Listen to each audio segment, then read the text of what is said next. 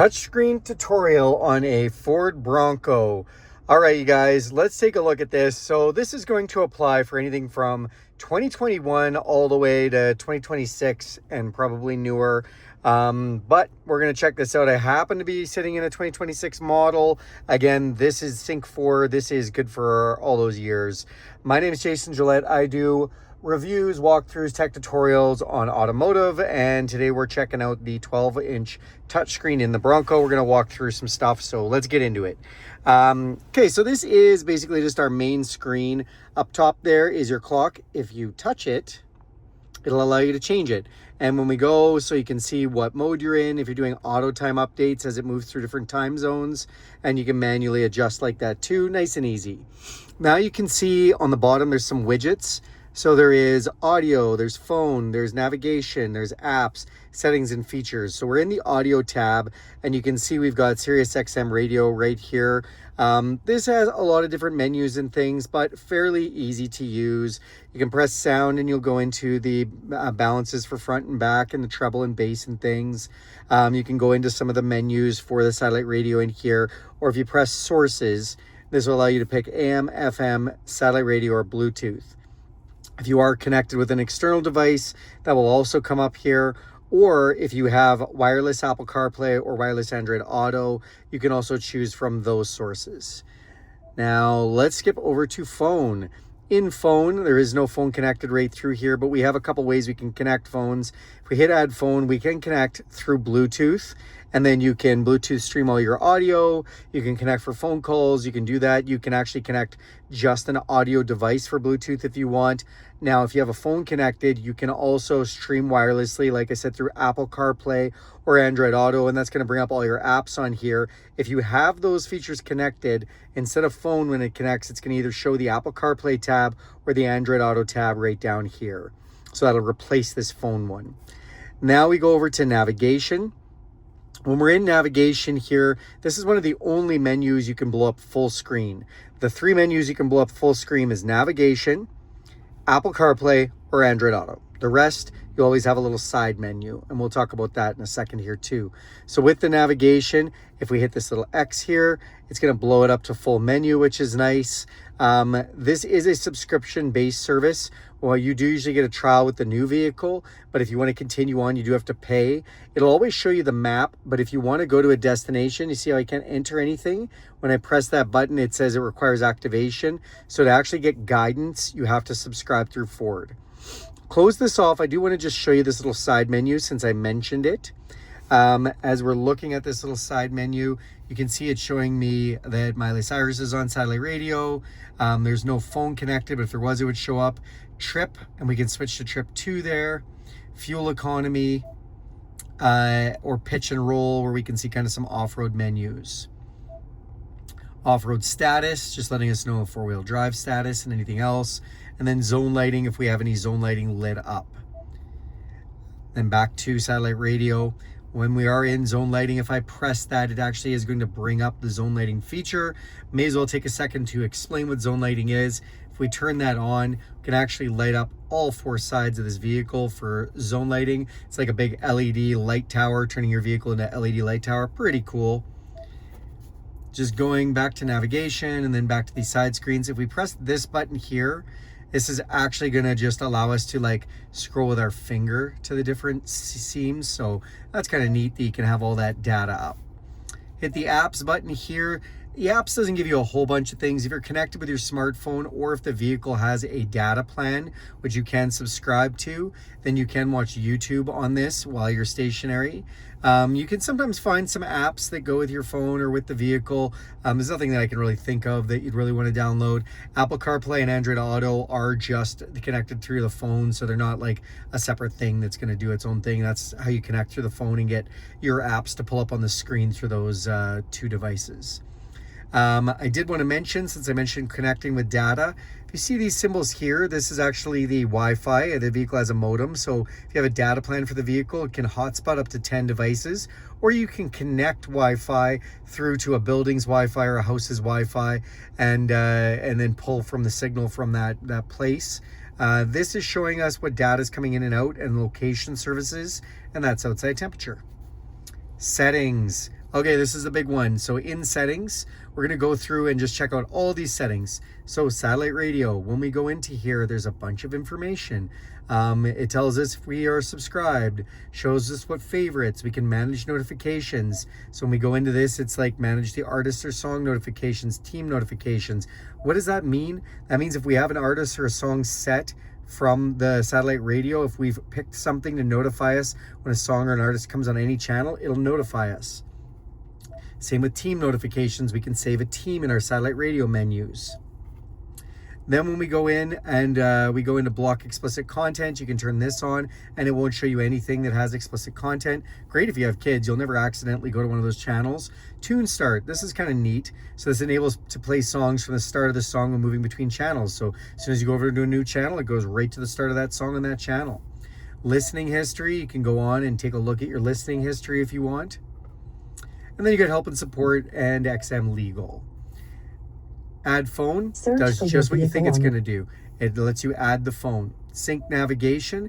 This is where we go in and we can go through all the different menu options for your navigation. So map orientation, how the voice works, what traffic, if you want to avoid certain things like ferries or toll bridges, what you want to show on the map, the weather, different settings. You can go into all that stuff for your navigation. Then when we go through, we can go to sound. So this is the one where you can set up your tone settings for all your treble, mid-range, and bass. You can go into balance and fade, and you can move this around. So if you want to just listen for the driver, just the passenger, just people in the back seat, and if you get it all wonky and want to just put it back to normal, hit reset. Speed compensated volume. As we go faster, the stereo makes the music louder, the voice is louder. We can put this to medium, low, high, or just turn it off. And then sound mode, you can either have stereo or surround sound. It's going to play the music a little differently from the speakers using software to do that. And then we scroll, well, before we scroll over, we'll do the bottom ones. Vehicle, so this is going to be all our kind of vehicle settings. 30-minute max idle, like to let you know about that one. That one is important. If it's summer and you're trying to leave kids or whatever animals in the car, for whatever reason, I'm not condoning this, but you want to leave something in the car and you want the car running with AC on, you need to shut that off because this vehicle will only idle for 30 minutes if that switch is on. Transversely, in the winter, if it's super cold and you're trying to keep the heat on something, you need to shut that off, or the vehicle is going to shut off after 30 minutes. It's got a 30-minute max idle. You have to do that every time you start the vehicle. Key detection alert, so this lets you know if you exit the vehicle with your key, it's going to beep at you. It's always nice to have on. Rear occupant alert. So this one, as you open up the back door, when you go and shut off the vehicle, if you've had the back door open at all, it's going to tell you to check, either check for rear occupants, or it'll tell you to check and it'll beep the horn to remind you. Modem serial number, remote start setup. So in remote start, I always like this one. We make sure that it's on, and then we can either set it to auto or to the last settings that we had the climate control set to. Then you can also go down to duration. And so we can have 5 minutes, 10 minutes, or 15 minutes, depending on how long you want your vehicle to run for. Windows. So we can do a remote open, which is pretty cool. And that means when we press this unlock button twice and hold it down, it's going to unroll all of our windows down. It's just nice to be able to kind of open up some air and some breeziness in the vehicle. If you don't want that happening, turn it off there. Then we go down to wipers. So when we go into wipers, we can turn on the courtesy wipe. Love this. Basically just gives another extra wipe after a few seconds to make sure that all the wiper fluid's gone from the windshield. And then rear wiper on when in reverse. So whenever we back up, it's going to turn that rear wiper on for us. Love that feature too. Lighting. So this one, we have auto high beams. So the auto high beams are on unless you want to turn them off. That's where you turn them off if you want. And then auto headlamp delay. So how long it takes you to walk into your house or whatnot when the headlights will turn off. You can either have that off 10 seconds, 20 seconds, all the way up to 2 minutes. If you've got a long driveway. Zone lighting. So this is going to let us override the headlamps. So when we want to turn them on or off, we can use the zone lighting to do that, and includes the reverse lamps. Back out of here, we go into locks. Locks, so auto unlock. So when we put it in park, it's going to unlock automatically. Mischirp, so if we leave the vehicle So it allows the vehicle to chirp or beep twice if the door or the hood or the lift gate aren't closed properly. If it's something's just not closed.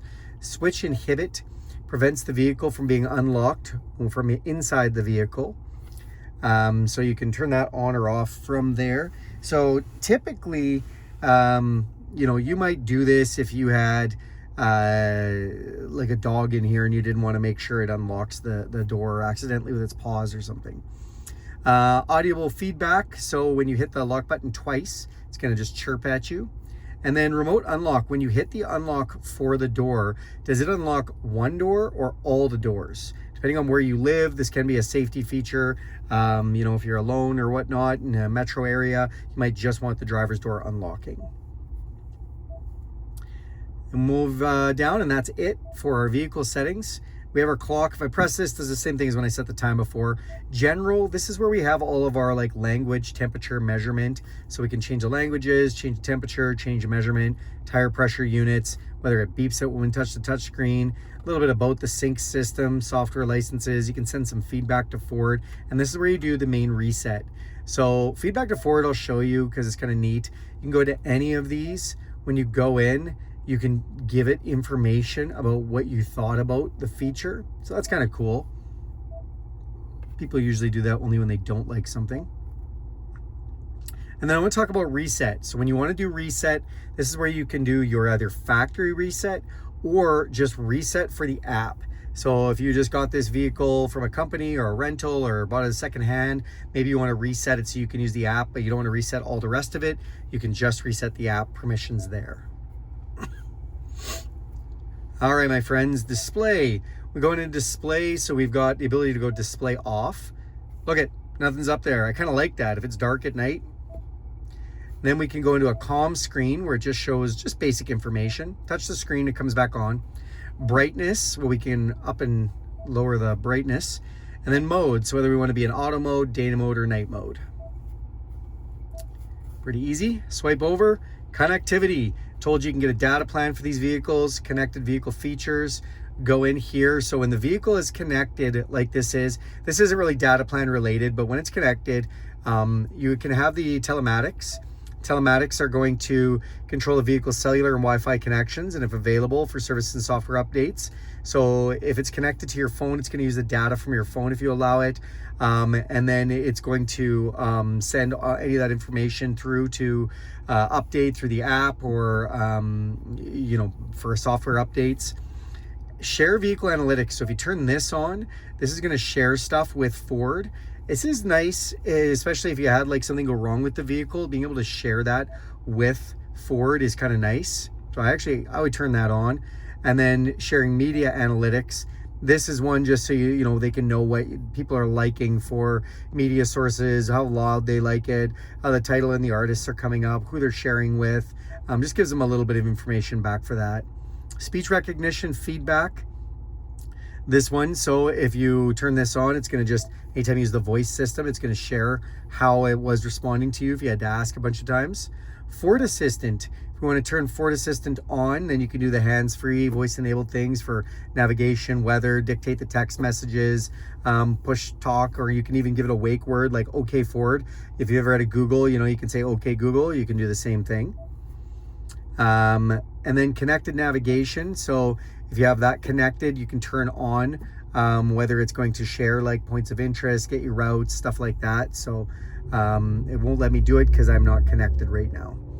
And then satellite radio. So again, just letting data share between the satellite radio. You have to have an active subscription, but if you want data to go back and forth, it has to be turned on there. Bluetooth. So when we're in Bluetooth, whether we've got that turned on and what we've got the vehicle named as. Wireless app projection. So if we've got this turned on, that's wireless Apple CarPlay and Android Auto.